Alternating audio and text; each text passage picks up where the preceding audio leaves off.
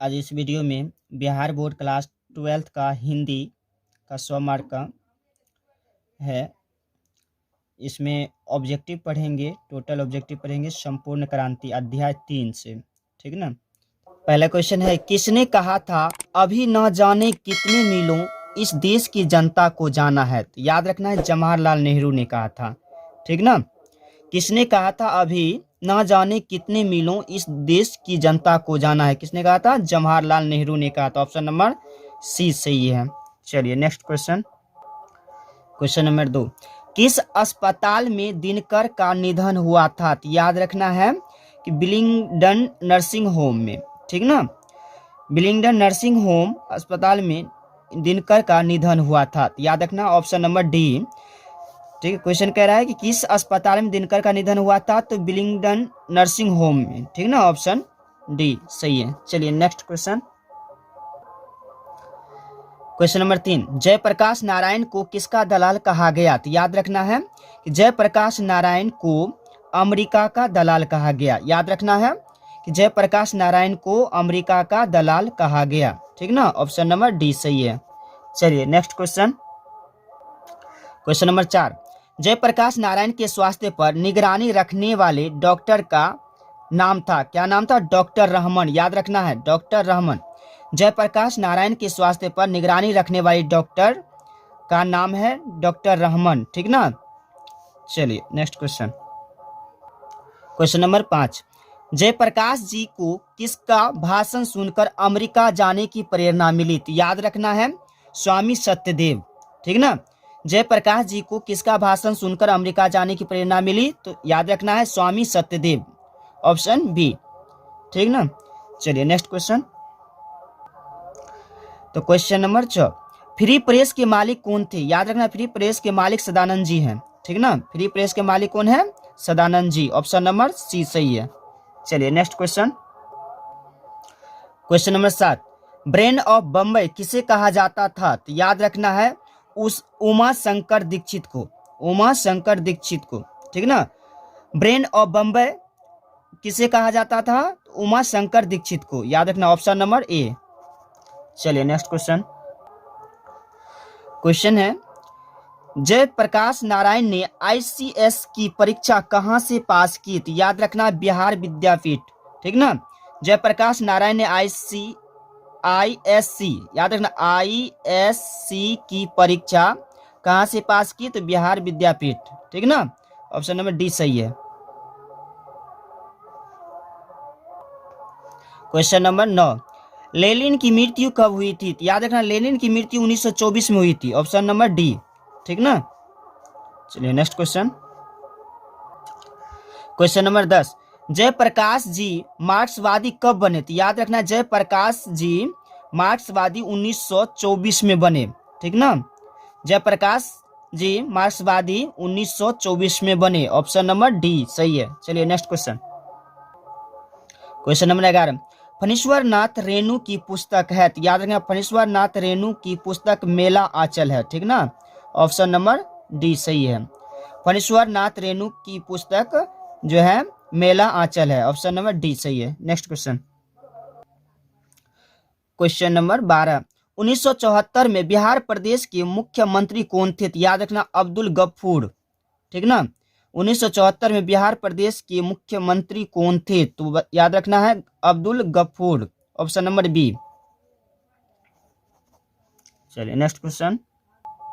Question number 13, किसे लोक नायक के नाम से जाना जाता है? तो याद रखना है जयप्रकाश नारायण को किसे लोक नायक के नाम से जाना जाता है? तो जयप्रकाश नारायण को। ऑप्शन नंबर बी सही है। याद रखना है। ठीक ना। चलिए next question. Question number 14, Jayaprakash Narayan का जन्म कब हुआ था? तो याद रखना है 11 अक्टूबर 1902 को। जयप्रकाश नारायण का जन्म 11 अक्टूबर 1902 को हुआ था। ऑप्शन नंबर ए सही है। ठीक ना। चलिए next question. Question number 15, Jayaprakash Narayan की पत्नी का नाम था? याद रखना जयप्रकाश नारायण की पत्नी का नाम प्रभावती देवी था। ठीक ना। जयप्रकाश नारायण की पत्नी का नाम प्रभावती देवी था। ठीक ना। याद रखना है option number C. Next question. Question number 16, reconstruction of India polity किसकी रचना है? तो याद रखना है जयप्रकाश नारायण की, ठीक ना। रिकंस्ट्रक्शन ऑफ इंडिया पॉलिटी किसकी रचना है? जयप्रकाश नारायण की, ठीक ना। चलिए नेक्स्ट क्वेश्चन, क्वेश्चन नंबर 17, प्रजा सोशलिस्ट पार्टी का गठन कब हुआ? तो याद रखना है 1952 में, ठीक ना। प्रजा सोशलिस्ट पार्टी का गठन कब हुआ? 1952 में, याद रखना है ऑप्शन नंबर ए। चलिए next question, question number 18, Jayaprakash Narayan को भारत रत्न की उपाधि दी गई, याद रखना है 1998 में जयप्रकाश नारायण को भारत रत्न की उपाधि दी गई 1998 में, ठीक ना। चलिए next question, question number 19, Urvashi किसकी रचना है? तो याद रखना उर्वशी रामधारी सिंह दिनकर की रचना है, ठीक ना। उर्वशी किसकी रचना है? रामधारी सिंह दिनकर की, ठीक ना। ऑप्शन नंबर ए सही है। चलिए नेक्स्ट क्वेश्चन,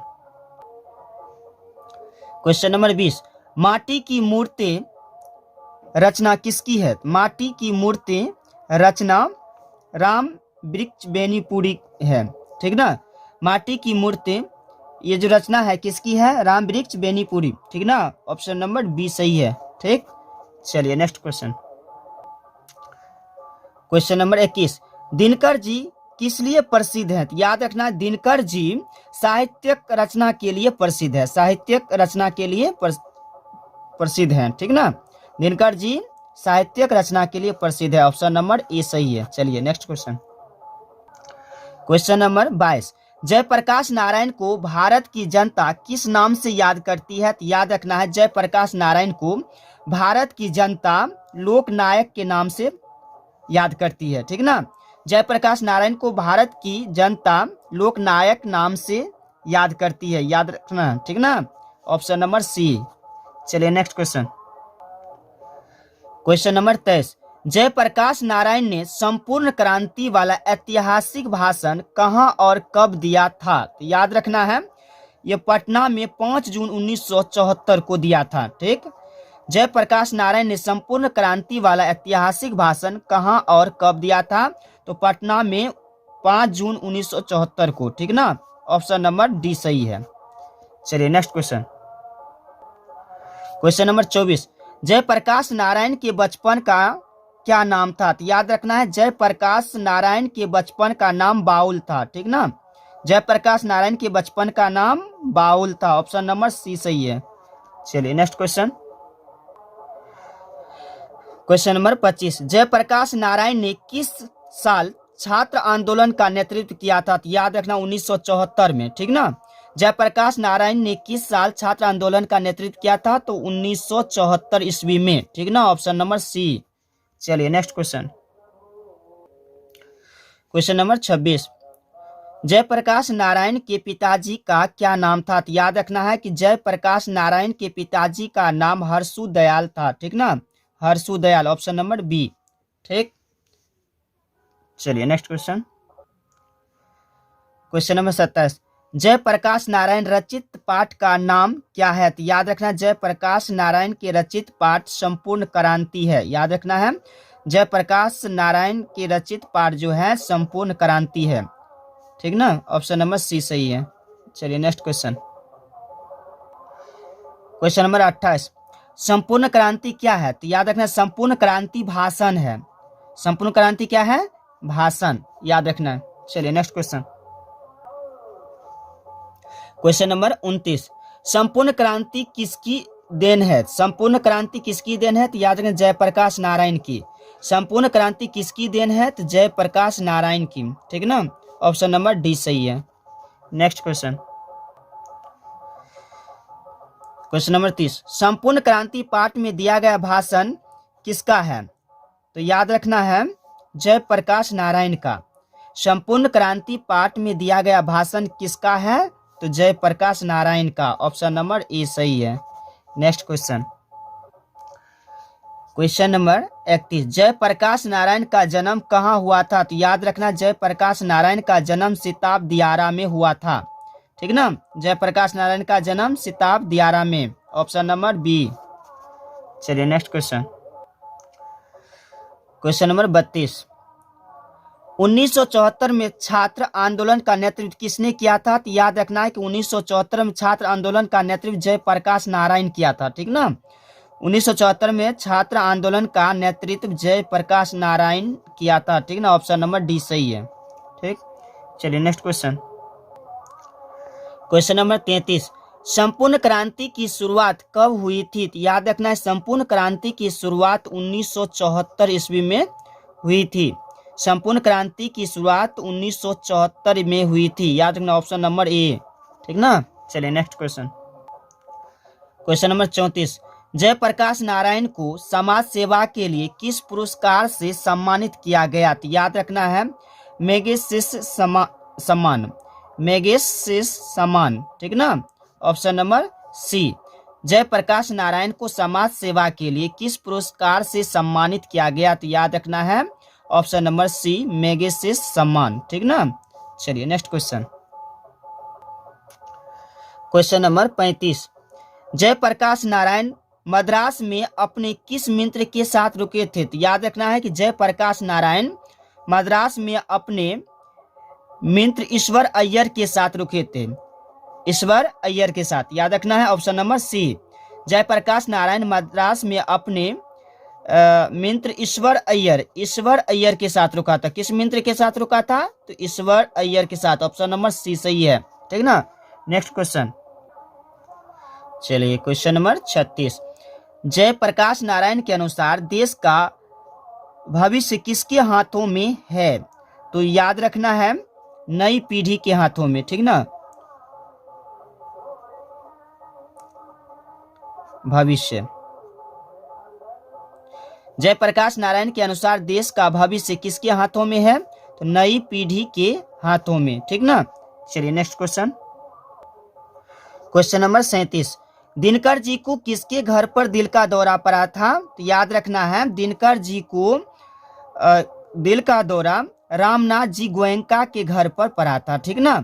दिनकर जी को किसके घर पर दिल का दौरा पड़ा था? तो रामनाथ जी गोयनका, याद रखना है, ठीक ना, कि रामनाथ जी गोयनका के घर पर दिनकर जी का दिल का दौरा पड़ा था। याद रखना है कि रामनाथ जी गोयनका के घर पर दिनकर जी को दिल का दौरा पड़ा था, ठीक ना, और उसे 3 मिनट के अंदर ही हॉस्पिटल पहुंचाया गया था, ठीक। चलिए नेक्स्ट क्वेश्चन, क्वेश्चन नंबर 38। संपूर्ण क्रांति का नारा किसने दिया था? तो याद रखना जयप्रकाश नारायण ने। संपूर्ण क्रांति का नारा जयप्रकाश नारायण ने दिया था, याद रखना है, ठीक ना। ऑप्शन नंबर बी सही है। नेक्स्ट क्वेश्चन, जयप्रकाश नारायण ने बिहार विद्यापीठ में कौन सी परीक्षा दी थी? याद रखना जयप्रकाश नारायण ने विद्यापीठ में ISC की परीक्षा दी, ISC की परीक्षा दी थी, ठीक ना। जयप्रकाश नारायण ने बिहार विद्यापीठ में ISC की परीक्षा दी थी, ऑप्शन नंबर बी सही है, ठीक ना। चलिए next question, question number 40।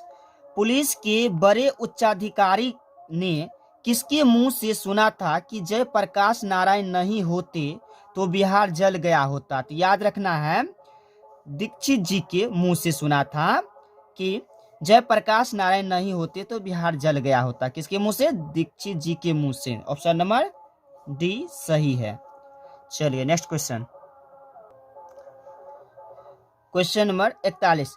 Jayaprakash Narayan किस मित्रता को ठोस मानते थे? तो याद रखना है जयप्रकाश नारायण अंडरग्राउंड जमाने की मित्रता को ठोस मानते, अंडरग्राउंड जमाने की, ठीक ना। जयप्रकाश नारायण अंडरग्राउंड जमाने की मित्रता को ठोस मानते हैं, ठीक ना। ऑप्शन नंबर सी सही है। चलिए next question, question number 42। Jayaprakash Narayan किसको भाई कहते थे? तो याद रखें जयप्रकाश नारायण जवाहरलाल जी को भाई कहते थे, ठीक ना। जयप्रकाश नारायण किसको भाई कहते थे? जवाहरलाल नेहरू को, ठीक। चलिए इसी के साथ इस अध्याय का टोटल ऑब्जेक्टिव कंप्लीट हुआ। अध्याय 3 का टोटल ऑब्जेक्टिव कंप्लीट।